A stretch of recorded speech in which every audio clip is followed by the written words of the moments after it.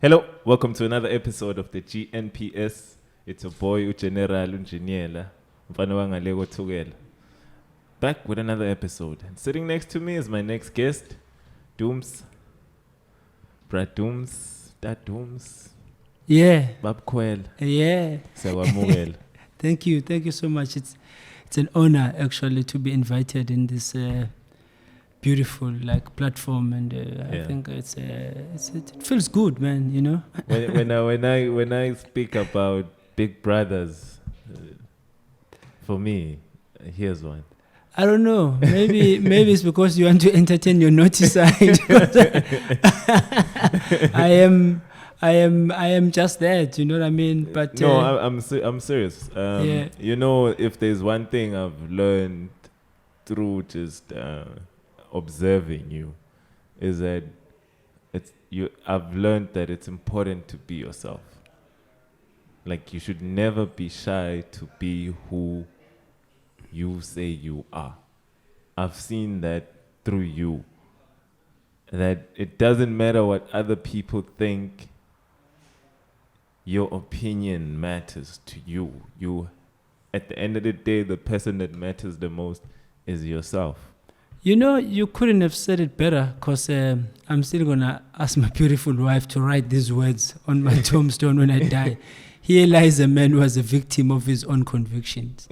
So, because, I mean, on a serious note, though, it's like, for me, the definition of yourself sort of like relieves not only you as a person that you take to bed, Yes. but it also sort of like enhances your life in a way, because you become more aware of the things that are actually relevant and that matters to you and within the society at large, and your contributions per se in this thing that's called life. So one of the most fundamental things that I've sort of like observed and seen is that people tend to be arrested by whether it's their financial status, whether it's their relationship status, whether their family, whether their background, whether they, I mean, in all aspects. It's like a typical example is like, what is it that you have currently that defines you as an individual, like as a person? Not the size, not how wide, not how big it is, but what is it that sort of like at that particular moment, how can you sort of like take this baton of life and enhance it to the next human being? And I couldn't think of any better way of being honest to my sweet self more than anything else. You know? I admire the way you address yourself and treat yourself. Well, Because that's the person that's real, that's there, and no one can take that away from you. 100%. You know, in more ways than once, it's like if God wanted me to be compete or be as tall as Umusa, I could have done that. If he wanted me to be as short as the next human being, he could have done that. I mean, then why should I sort of like compromise this that I have for the sake of the unknown? You know what I mean? And the unknown, it's like, it's a very scary, in my own opinion. It's like the unknown sort of like spaces, like even if you were to factor in the relevance of now, currently what we are faced with, you know, in terms as the world, not only as a country, it's because of the unknown. If we had known, then obviously our state of mind, I mean, you find people, you know, some of them, they sort of like spreading all these rumors. It's because of fear. And fear is one of the most arresting feelings that you could most probably allow yourself into, because that's what, in my own opinion, that breeds more outputs which are more detrimental to humankind or to human nature at large, you know? You know, you look around the world and we see different things, more particularly in the States. Yeah. what's going on generally. If we look at the incident alone, Yeah. and that has sparked this whole outburst that has led on to what it is now. Yeah. Issues that led to that situation. If you turn around and look back on this side, where we're not so far off from living in a time like that. Yeah, definitely. How do you think? Do you think we've moved on or past that point or do you feel like we still pretty much have the remnants of what you see in the state with the incident of Mr. Floyd? Well, may his soul rest in peace, Mr. George Floyd. It's not only him, but I strongly believe that it's the rest of the world that can't breathe, because as if I were to slowly make my way to my sort of like a multi-dimensional answer, which comes with it, you know what I mean? I strongly believe that, there's a friend of mine, Mr. Ernest Kapir Dawkins from Chicago. He's a composer, musician. He's just recently wrote a score for Nelson Mandela, and he came down and we spoke a little bit about it. But he had done a piece which he did it with the Chicago 12. You should actually sometime check it out. The funniest thing is that he's always been like aware of such things, and then I, as an artist, sort of like relate more into it and take more sensitivity from those particular moments, and it affects not only me but many within the art sphere and the world at large, the broad world. So there's a piece there which says, "Look what they did to my boy." It's a 14-minute piece, it's a jazz, piece, a free jazz piece. And it's sort of like served as like a premonition to what was going to happen, yet it happened to Till Ahmed. So he wrote that piece. Like going sort of like, that's just like the background of it. Now going straight to my sentiments and thoughts when it comes to currently and comparison, like how you've put it, and I think it's a very intelligent question which should be assigned to the professors. I'm just, I think, I'm just a typical guy, man, However, the honest truth about it is that it's ordinary men like you and me who are going to change the narrative of what a black man, of how he perceived and he wants to be treated and how he wants to be emancipated and embraced. Because every time these subjects arises, we've got so many things that sort of like stand upon our way and sort of like try and create a stumbling block per se. For instance, if you are raising this relevant point right now, there are other underlying factors, but it seems like the moment we sort of like spearfish it in order to find solutions, we are always distracted by other, social ills, relevant agendas like your gender-based violence per se, if I may put it like that. I'm not saying it's not important, but you know what I mean. But people need to define themselves and sort of like know themselves. Okay. The answer, which is pretty simple and straightforward per se, will be for me, in a very sad way, it was a long time coming, and it said that George Floyd didn't have to breathe in order for us to breathe. I don't think much has changed. You said bring it forth home. I was listening attentively to your question. It can't be denied that this country, like currently, without any politicization of any subject, we are still reeling, and we need to deal with the issues of race. We still have people that are still using the K word like underlyingly, and we know, it's like these kids are taught so much hate, yet now you want to create this integration so quick. Yet, if you look at TRC itself, correct me if I'm wrong, it wasn't a subject that came from us. True. You understand? So now, if someone is part of the is part of the problem, I think it needs to be engaged in order to drive us to the solution. We were the ones who said, okay, let it be TRC, but I don't think that narrative should have came from us. It should have came from the people that did us wrong.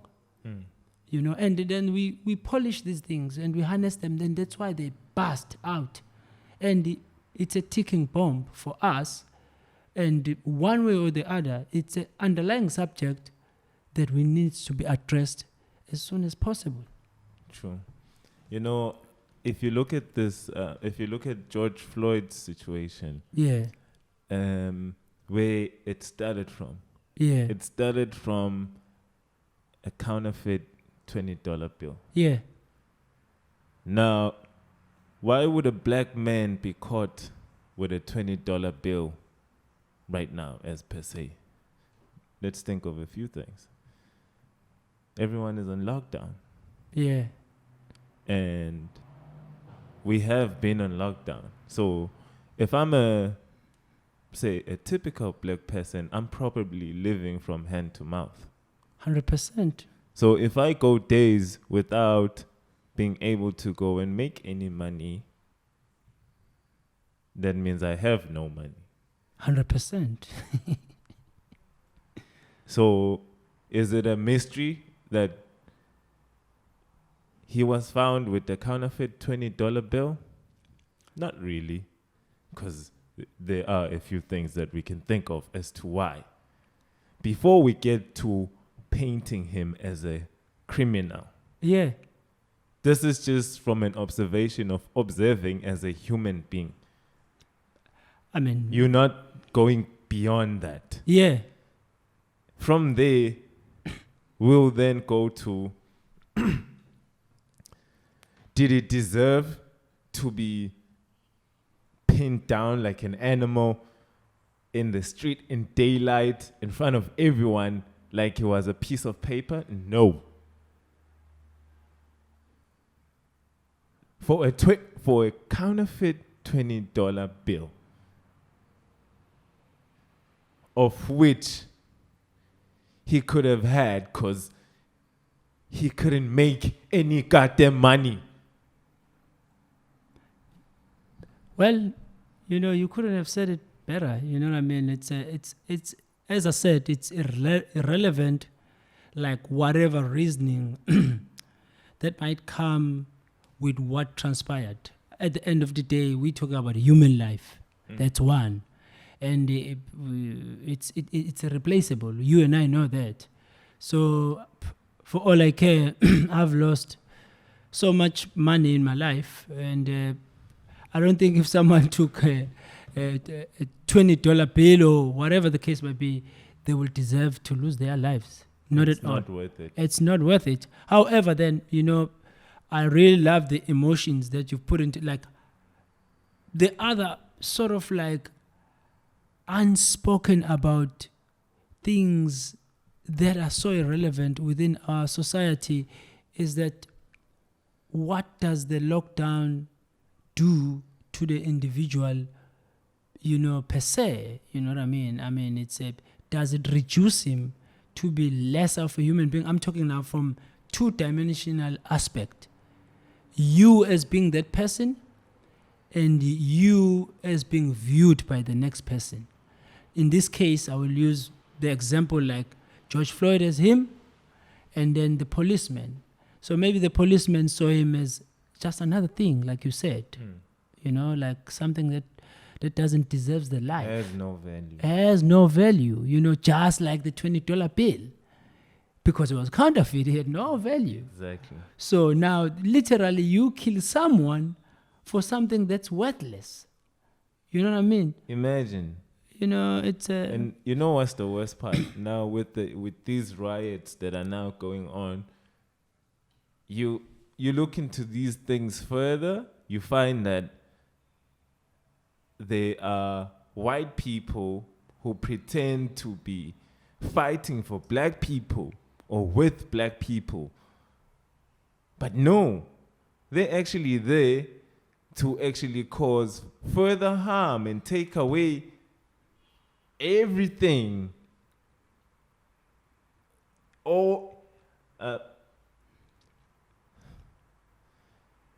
Right now, the most important thing should be that George Floyd lost his life in vain, for nothing, for no reason, and somebody needs to be accountable for that.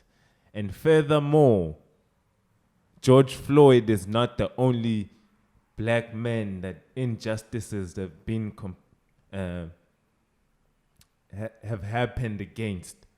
There are many other black men who have found themselves in situations where they ended up losing their lives unnecessarily. 100%. Just to, in my own opinion, just to differ a bit, or even sort of like give more elongation to your subject. I sit here and strongly believe that George Floyd didn't die in vain. And I know you share the similar sentiments. Like some other, they will call him a martyr, for me. But let us not be fooled, as you said, but what meets the eye, things that are said, that are done on face value compared to the reality of things. When we speak of reality of things, I'm speaking that, I think to a certain extent, it's not about that policeman only.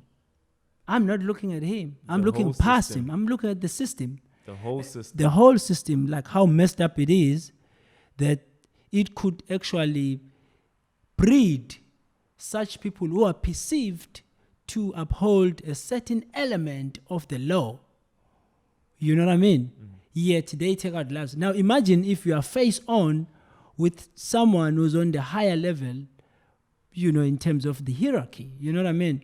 So then the subject sort of like changes, and you say, like, will it ever be possible for a black man to be emancipated and actually realize his own destiny in his own time? Respected. Yeah. Well, it begins with that, as I said, it's like we I'm here purely based on merit and I'm pro-black.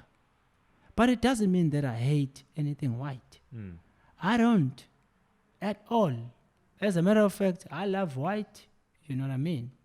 So that being said, someone who is going to misinterpret our conversation and say, oh, it's about these young guys that we are trying to perpetuate. But that is not true. It's actually much more engaging and say, hang on a second. Listen and act, because listening and sitting down is complete waste, you know what I mean? And you need to ask yourself now, the question that I'm driving it to the white person per se, that, okay, with everything being said, don't feel sorry, don't jump into the match. What is it that you have done for you in order to conscientize yourself, to tell yourself that a black person is also human? Because there's no living human being who will actually pin down a normal human being like that up until they die, unless the hate has been instilled within them in such a way that they don't see life on the next human being because they themselves are filthy, are dirty, you know? Let's move on. Yeah. Because we might just pop some veins if we keep talking on about this, but the system does need to change. Let's focus. Let's bring it to much more closer to you. Yeah. You're a man that's involved in architecture.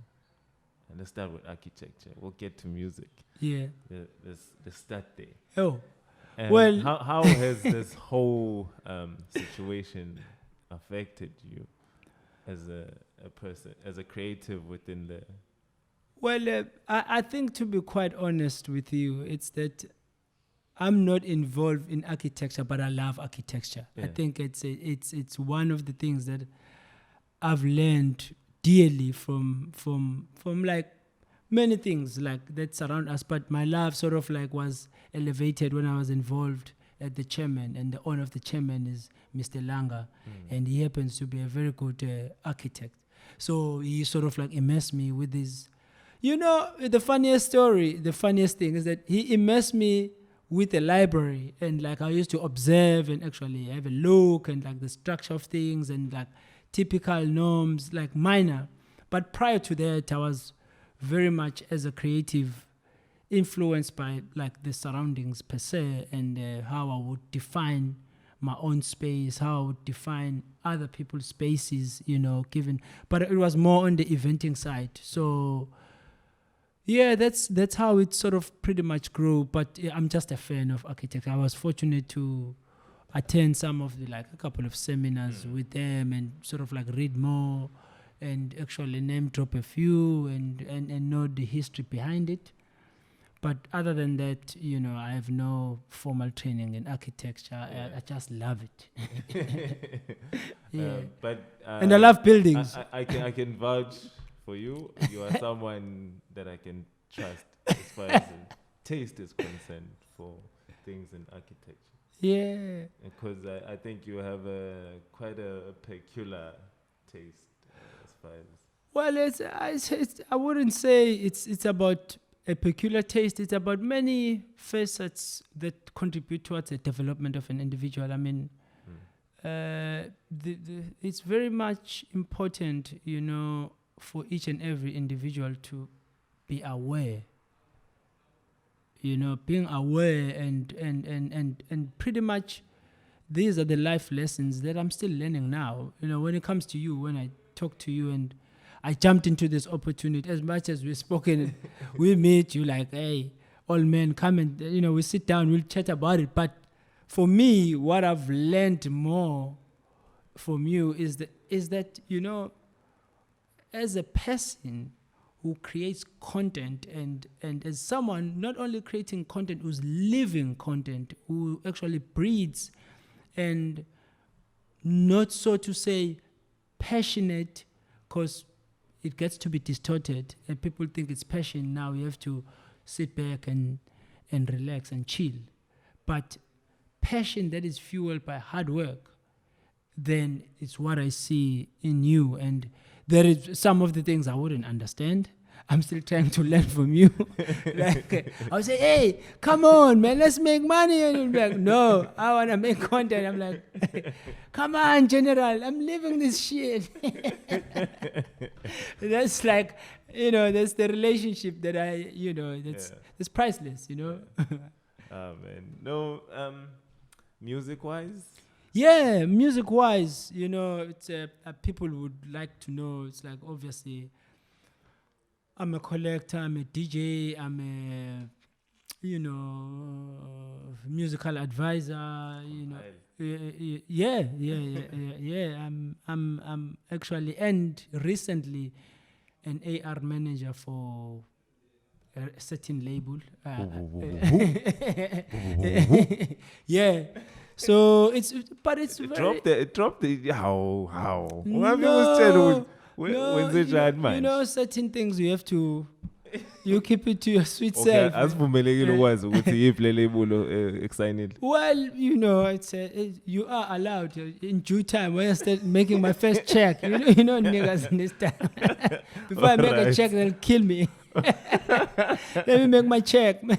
Okay. Yeah. So, with that being said, you know, like music has sort of like taken a huge knock for me as an artist. Like I'm an events manager. I do my own monthly event, which is called the Hedonist.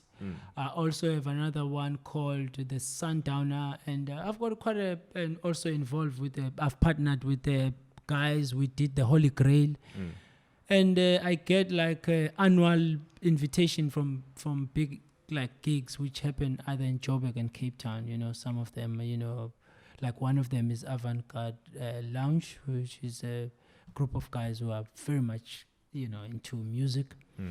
But also, you know, I'm very much involved, like in terms of like DJing. I do my seasonal take as well. I used 033 and also do Richards Bay. You know, Cubana. I did Cubana. I did Neighborhood as well, which demanded more electronic. I was playing there with Tolo, the song I was opening up for him. Whom we share.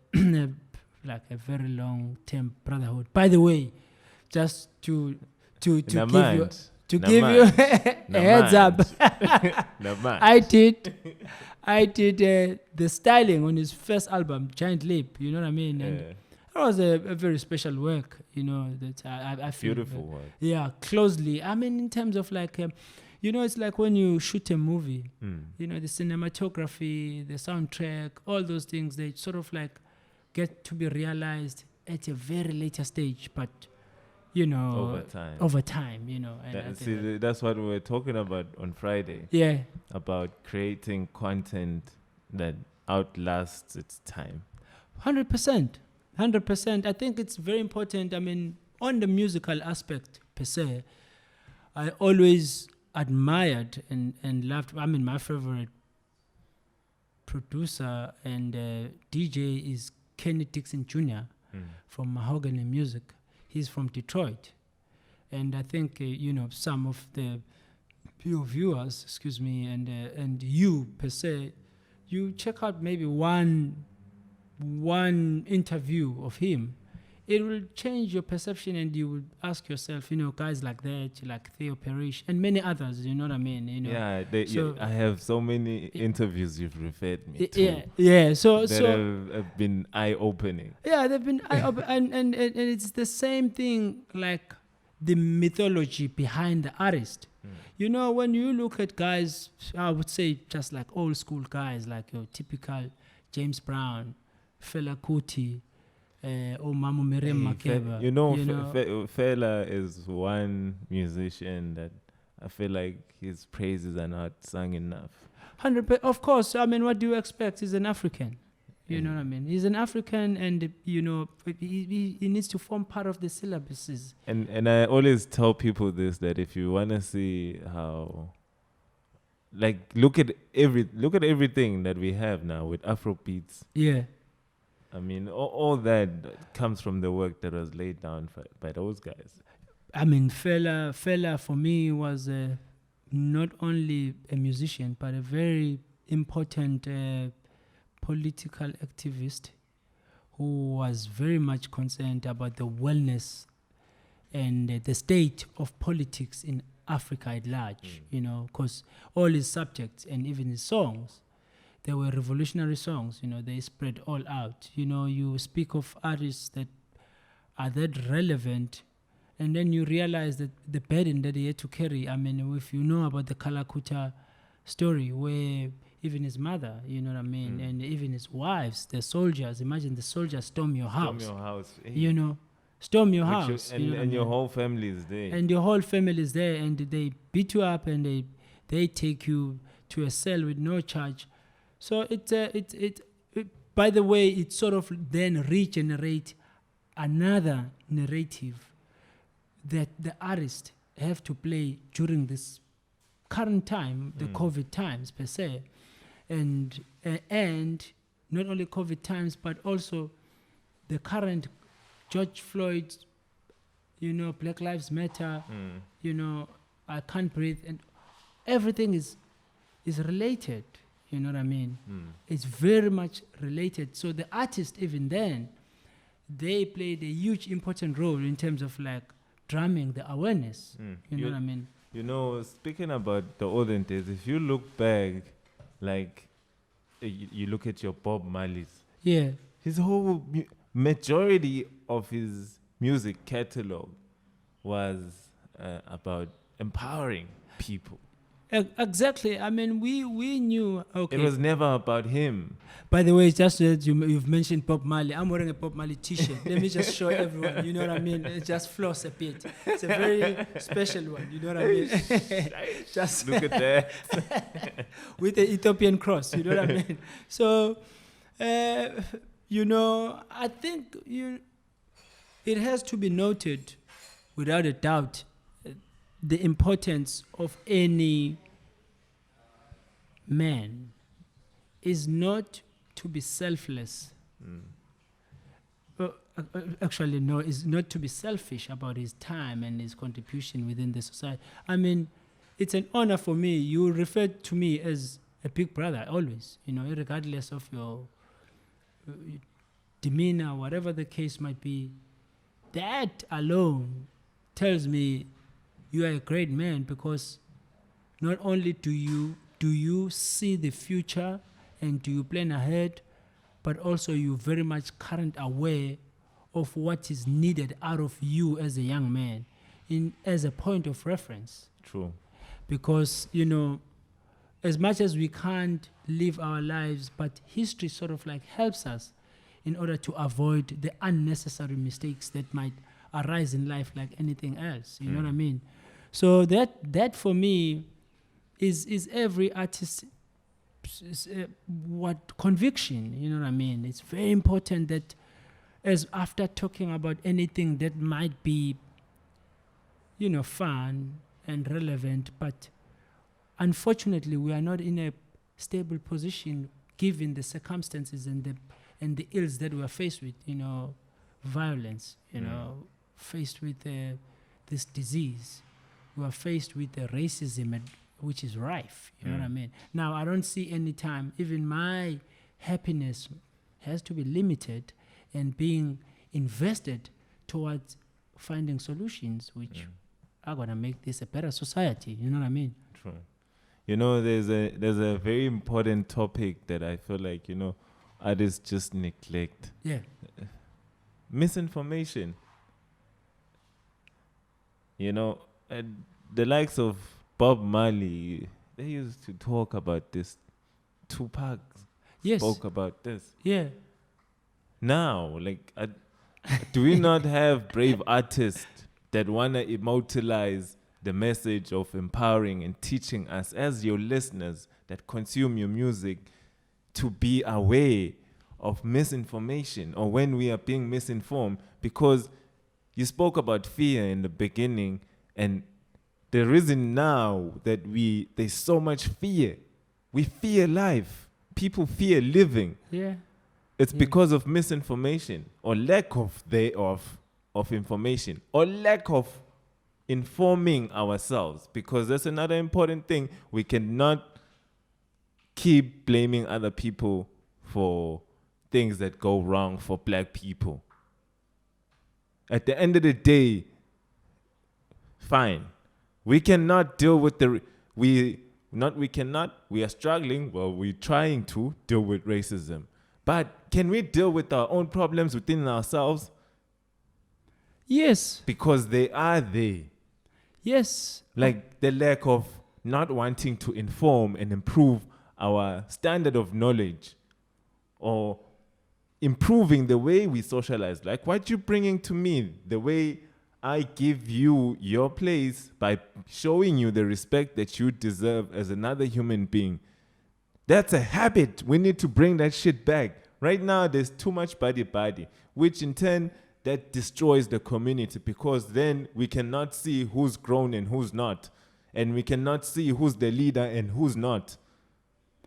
Well, I couldn't agree with you more, but I think on the subject, of misinformation, I think I'm gonna go home, by the way, and sort of like write something around it. But if I were to speak about it on top of my head, I'll be dead honest with you.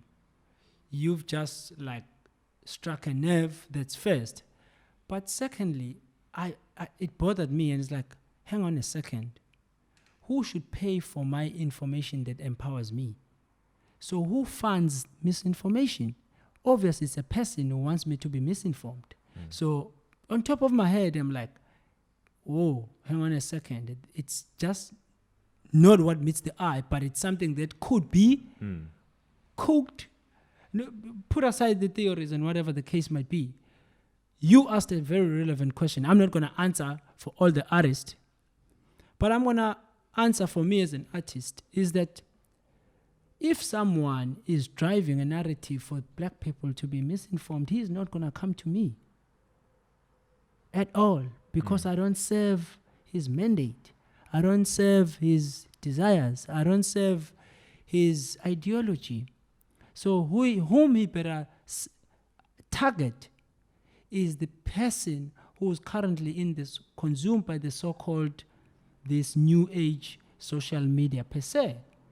Social media is not here to drive a narrative of a black man, to be quite honest, you know, because you hide behind the screen, and then you can say whatsoever. You don't even know that man. You don't even have to spend a day to find out more about the subject matter, or even whatever the case might be.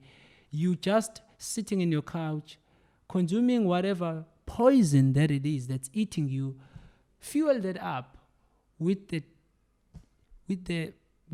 social ills around you, fuel that up with the your surrounding, which is filled up, let's say, by drugs or violence or whatever the case might be. So now you have to come out and give me something positive out of that. No ways. You're not going to give me anything positive.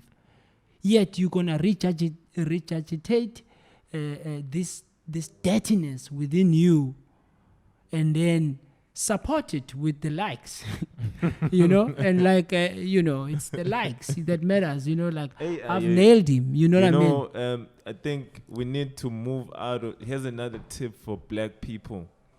Get your minds out of social media. Ne? Am I likes it? How many people are following you? They don't mean shit at the end of the day.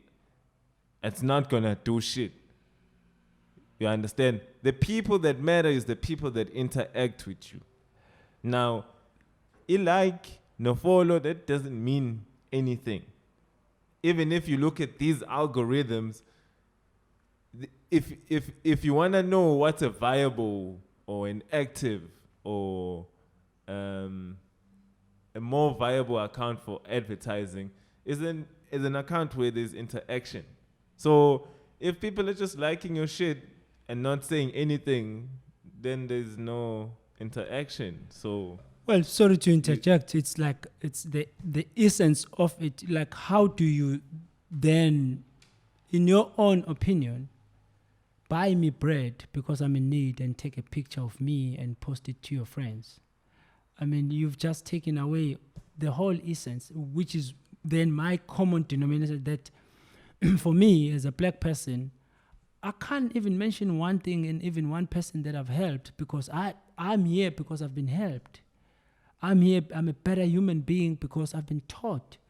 I want to share the knowledge and even the energy amongst myself. I'll just a typical something. I'll ask you, when it comes to the stars, there's a friend of mine, Hugh Mati, he actually lived in Kenya, and he wrote a book about masks, And then he said, while he was living in Kenya, he spent about 2 years researching on the book. Then he built his business around it. It's called, the name, I think the book is called Chokwe Arts by Hugh Mati. I'll check it out. Yeah. So I've got a copy at home, actually. I'll lend you my copy. So he speaks about like the whole art and this mask and everything. But then when we were sitting down and having coffee, I think it must have been 10, 11 years ago, precisely. He tells me, man, you know what, I'm fascinated by the people of Kenya because they can see, like they know how to translate the stars. With that being said, I was like, then it caught me straight after that, is that we as the Zulus, we say Emkatini. And in a Zulu word, in most cases, it works with something that is related to the other. Emkatini isikati. So, and then, then I started thinking, I was like, wow, actually this thing is possible. And those people, like I don't have much of a history about like, how did it happen? But, you know, I would understand like a little bit of Swahili and, you know, just minimal, bare minimal. But then there's also similarities within Swahili and Zulu words. Like a lot. The Swahili, Shona. Yes. What else? Like Nguni, so pretty much Nguni. Pretty much Nguni. Yeah, Nguni. So then this guy says they saw a star while they were stargazing outside in Kenya, and then he said one of his friends who's a astronomist, or but it deals with stars. Astronomer or astronomer, astrologist. Hey, astronomist. Thank you. Thank you so much. I'm glad I messed up an English word. Yeah. It feels so good, man. Yeah, it always feels good. You know, yeah. I don't feel ashamed about it. Not at all. No. Yeah. No. Astronomist. So that being said, so they were sitting down. Then the guy, obviously, even you couldn't give me his name because it's irrelevant. He's a black man. You know what I mean? So same thing with the discovery of coffee. Coffee was discovered in Ethiopia, in the region of Kaffa, you know, by, I've forgotten his name, but he was a shepherd. Yeah. You know what I mean? He observed it because the goats, after eating the beans, they became frisky. Oh. So then he took it, then it sort of like evolved. But you'll know the history because obviously the Italians, Mussolini, they bombed Ethiopia, and then now the culture was, you know... Was rebranded. Yeah, 100%. As everything has been branded. So the guy was saying to you that, hey, you know, man, that's not one star that you saw. It's actually a front part of... There's another star behind it. He mentioned it with a Swahili name. Obviously, you being white, he couldn't care less. I don't know if I would have cared. I don't know whether he was smoking something or he was like, I don't know. So then this friend, as an astronomist, first come from New York, he looks at it, it turns out to be true. With the telescope. With a telescope and whatever equipment that they used, and he was like shocked. And those are the things that sort of like then will restore pride in us. That's one. And secondly, it will actually serve as a reference point of greatness. And then our kids don't have to pretty much be able to ascertain between a greatness of your sweet self and the greatness of another race.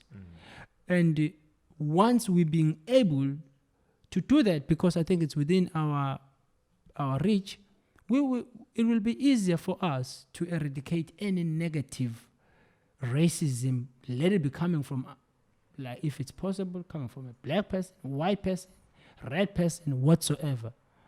I think it's the time of self-realization, and then we build that up ourselves, like you said, in order to take away the misinformation. For instance, like you told me a story earlier on about this Toronto basketball player. Oh, yeah, the Vince Carter documentary. Yeah. I was about to... Okay. Yeah. So basically, Vince Carter, it's called The Carter Effect. Yes. It's on Netflix. Yeah.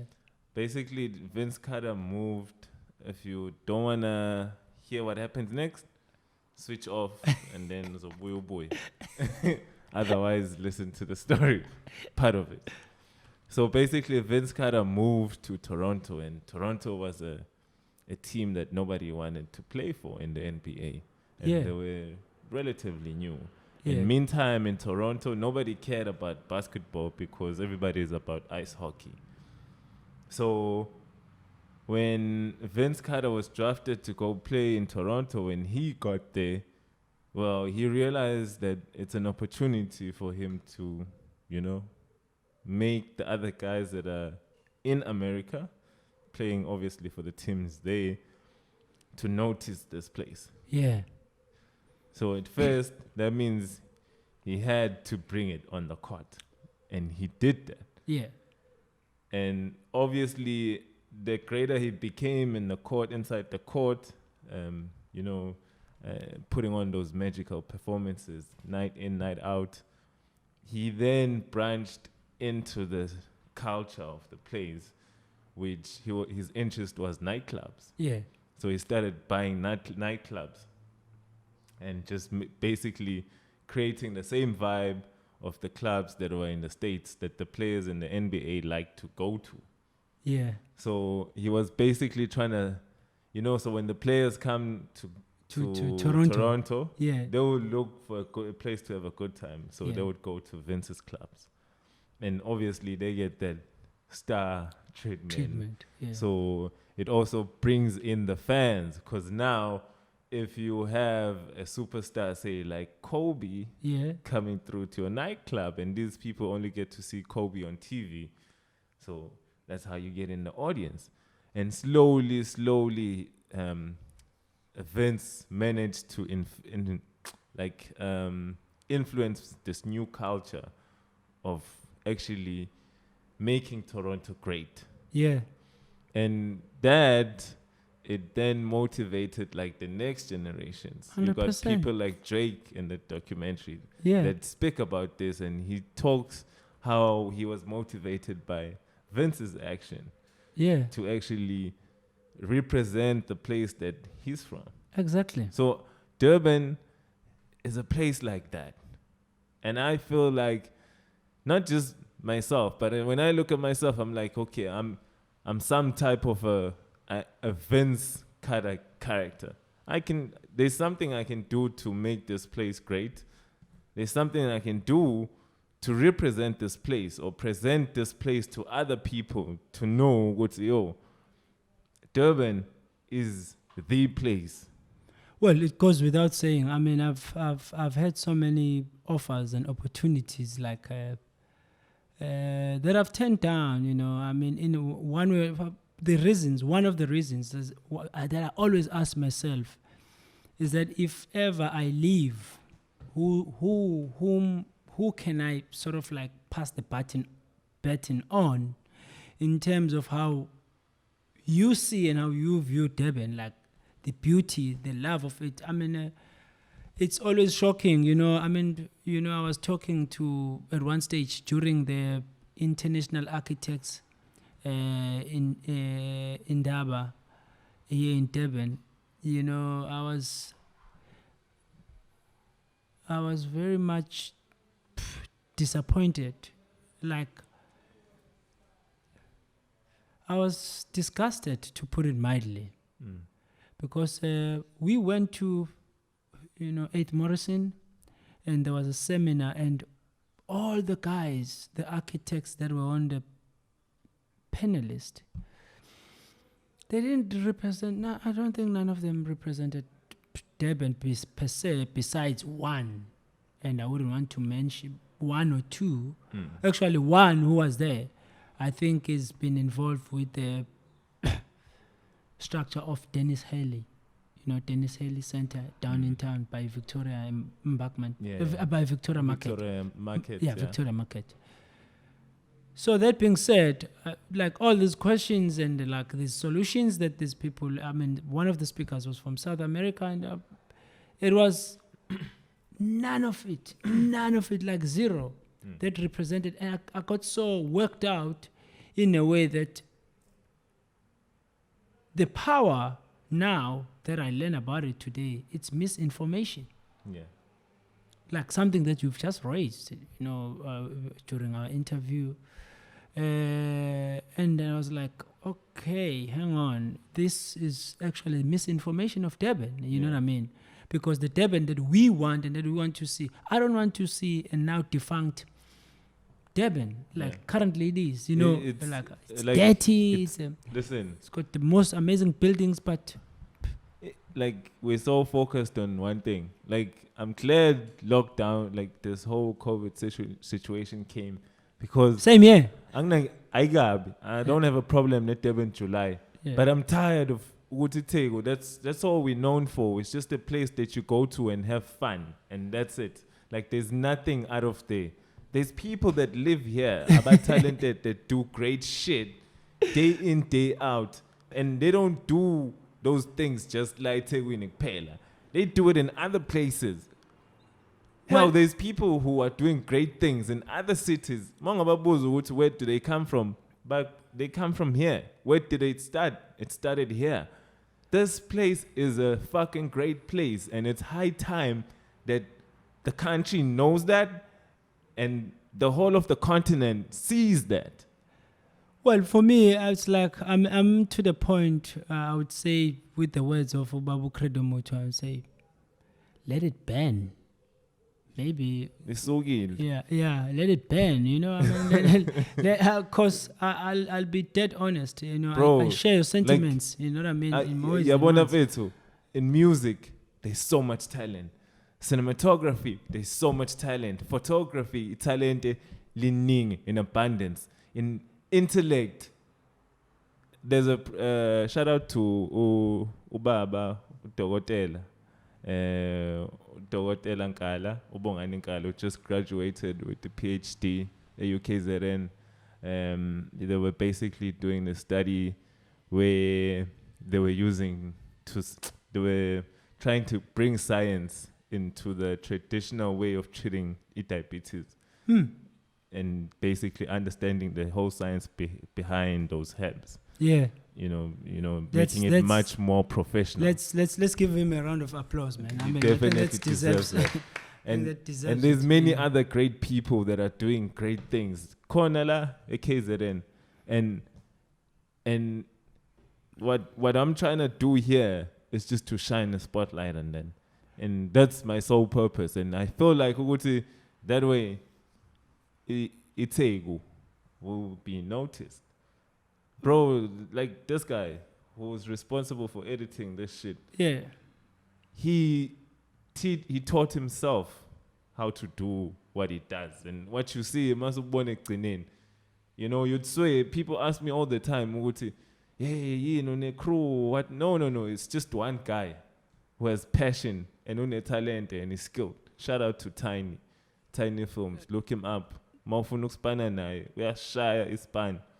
I think to be quite honest, is that we need to give guys like Tiny, us as the so-called underground, more work. Let us not be about words, more work in a way that it develops them and then also fuels them to be on par with the so-called the international market. I'll tell you a typical example. Tiny can be as great as he is. But if I don't mention him within my walks of life, which need his expertise, the next thing, his work is going to be done by someone who doesn't carry the similar passion and who doesn't carry the ideology and the respect that he puts into the work. Which is why I always say, in order for artists to flourish, they need a good support system. And we must not be a sad story. Like, I was talking to DJ Kabila, the other day, and we were like chatting, and it's like, he had a conversation with Nati, and they were like, the saddest thing, like you are saying, every time we die as artists, we're poor. Bonke labo bantu aqeda kubabala basuka la eThekwini. It's we die poor, and then the answer comes back to me, the misinformation. If I represent something that says, be aware of Tiny. Tiny is a black man. Tiny is a successful black man. It doesn't sit well with other people. Then nobody reports on Tiny films, by the way. I'll tell you why, my brother. I'll tell you why nobody does that. Because in South Africa, even in Durban, there's no publication when it comes to the work that it does. There's no publication on art. There's no publication on anything that's great. You know what you get? You get tabloids. Dums was peeing outside of the club. Dums is running around with women. Tiny is bringing the girls to screw them over at his place. Tiny shoots a decent film with everything that it won't be allowed. No one says anything. No one says anything, because it doesn't come from the same narrative. You look at the system, schooling system. All these kids, they scraping. They go around. The kids that goes to Hilton, for that matter, or Kesney, do they care about you? Do they care about what's going on? They're just building those relations. You don't hear about them. They don't form part of the paths that you will cross in your life. Why? Why is that? Because the lack of publication. I learned about Dr. Nkala from you, but don't you think that shit should be fucking headlines? It should be headlines everywhere. Everywhere. You know everywhere. What I mean? Nobody... Any black publication or news publication should be running that story, because that's groundbreaking. That's something for kids to look up to. Where is it? Where do you find? What magazine do you buy in Durban that speaks about Durban and to the people of Durban? I'm saying let it be other commercial shit and let it be irrelevant shit, just 5% for you to fork out your 50 or 100 bucks. You know what I mean? For you, I buy some of the international publications for my own personal reason and creative reasons in order to be on balance. But there's nothing much that I could get. There's nothing in Durban. You know what I mean? Well, there is since we're speaking about publication, there is a proudly black-owned publication that's available online. It's called CBZ Magazine. It's ran by a young black girl, igama lakhe uZinhle Zikalala. Please check it out online, CBZ Magazine. Or you can better be good, man. Don't waste my time. I'll tell you. Better be good. It basically it celebrates South African black women. Oh yes. Who are striving in different spheres or different fields. Oh yeah. Yes, would be it in health, engineering. Just recently, I think they profiled about 4 young female doctors in the latest issue. Well, that's great. Just still on that subject, I think the question that I want to ask you, obviously I know a little bit of about your farming endeavors. We seem to have a lot of urbanized people. How can we conscientize the youth to be very much involved about the process of urban farming or food? I'll tell you why. When I was growing up in our school, we had a garden and we used to harvest it. It did contribute something. We took some stuff home and, it was part of agriculture. And that's the type of learning that I'm talking about. That's actually practical. You know what I mean? Now, I sat down in my house the other day. I must have been high on some stuff, and I was like, damn, man, what a missed opportunity, because that shit was real. You plant something, you rip it, and I saw it. You see it. Now, how do we then reinstill those values to the youth of today? Because, we're talking to one-handers now. I'll call them one-handers because the other hand is with the phone. Instagram is so... And farming needs 2 hands, man, So farming you know, does that's need two hands. yeah. So I'd like to find out that from So you. how do you farm with one hand? Step one, put down the phone. Yeah, yeah, Oh man, you know what? yeah, And one thing I've noticed in the black societies, the people that drive the narrative yeah, within the society, I'll call them breadwinners. Just Yeah. we're using normal slang. yeah, The breadwinners. Yeah. Because at the end of the ekhaya, if umuntu okuyena olethe isinkwa ekhaya, ethi hayi asayithenga gross esitolo, sivula ingadi manje ngiyahamba ngiyothenga izinto zokutshala, ngisothenga nezithombo, ekseni ushaya iroster, ubani ovukayo uyanisela. If ungakwenzi lokho, shoot awudli. Well, man, you know, you just brought me back to the subject of democracy. Now, if you say that, motherfucker is going to arrest you, man. Your brother is going to say you're infringing his rights, his social media rights. He's got his phone on. It's his happiness. You put the choice in the person's hand. Angithi, the system has gotten to a point where it limits means and ways that parents can discipline. Yeah, I'm just joking. So if you give them a choice, you may, you know. Yeah. Yeah. But is there another way that most probably could be more, what should I say, holistically approach? You know, I'm saying like, I mean, kids, Musa, you know, as a kid, the first thing that you learn is painting, and you kids love to play with plants, you know. It's up to the elders. If the elders change, the kids will follow. It's as simple as that. If elders, you cannot, I don't know, if you're a parent. Of course, man. You know, I'm joking, literally. You're a parent, so you know, if you tell kids, ungadlu ushiyela, and then when ukwenze lokho. Let's say you tell your son, okay, kwami mawuqeda ukudla thatha iphepha ufake ku-dustbin. Bese wena ungakwenzi lokho. Ubona ukuthi yena uzokwenza lokho. Never. That is so true, man. I mean, you couldn't have made a better example, because I mean, there's that stubbornness that comes with kids naturally, but they see, like, even from how you treat like your partner, you know, I think it's very, very important, you know what I mean? You couldn't have said it better. Like, I strongly believe that most of the gender-based violence, it's not something that starts from the street.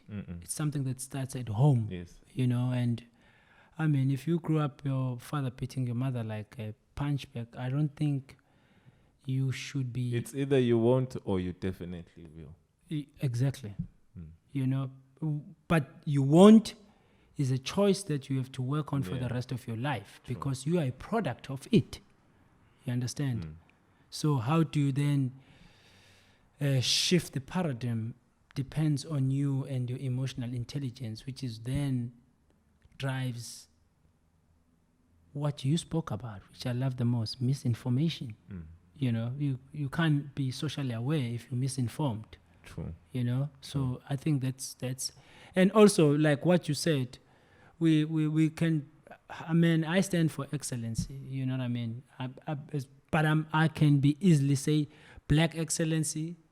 It doesn't mean I disregard the other excellencies. I would say excellency because I can't be attained and attach myself to that because it's something that I don't know. You know what I mean? So I strongly believe that, like, the misinformation sort of like concept that you just raised to me needs to be explored further in order for us to carve this particular piece into its finest form. True. Yeah. Thank you. Thank you, Dums. Thank you so much. Before we close off, anything you want to share, Nabant? Well, well, there's a lot. Yeah, there's a lot. Yeah, I know. I mean, I just want to say, first of all, most of all, thank you so much to being granted this opportunity to you, Musa, and Mr. Tiny there. Really appreciate it. It's very important that we start telling our own stories, and I would commit myself to assist any way that's possible regarding what you guys doing.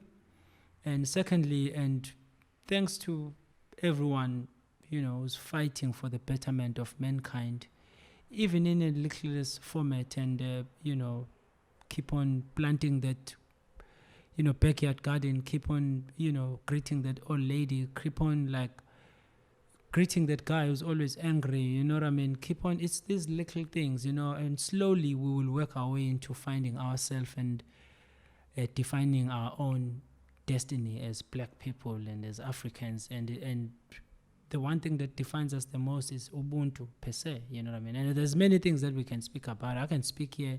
I'm so comfortable. The only thing that's missing is my gin or my Chardonnay, Anything else, I highly appreciate the opportunity. Thank you so much. And as soon as we back into full swing, is the Hedonist coming back with more events? Yes, the Hedonist is actually coming back. And by the way, thank you so much, Musa, for stressing that out. I'm working on the product. I was looking for Egyptian cotton because it's going to be some merchandise, but more on a more refined type, knowing me, you know what I mean? I've had a 10-year experience in marketing. Yes, so Hedonist is coming back with its product. It's going to be a little bit of furniture in between, you know what I mean? I've been negotiating with the craftsmen's. And but on a very smaller scale, like pieces based, there's going to be T-shirts, that I'm working on, but very special T-shirts, You'll see them first, yeah. Yeah, you'll see them first, yeah. As a matter of fact, I commit that I will make sure that I commit to bring it here. Okay. But it's damn expensive, yeah? So that's the problem. It's fine. Thank you. So the product alone. So the Hedonist, and also anything that's related to Studio 625, which happens to be my company, which deals with all the small facets. Hedonist is going to survive because already the target market, which it was targeted to, is similar to what the podcast represents, more refined and spreading it over and over and over. Then it becomes something like a cult.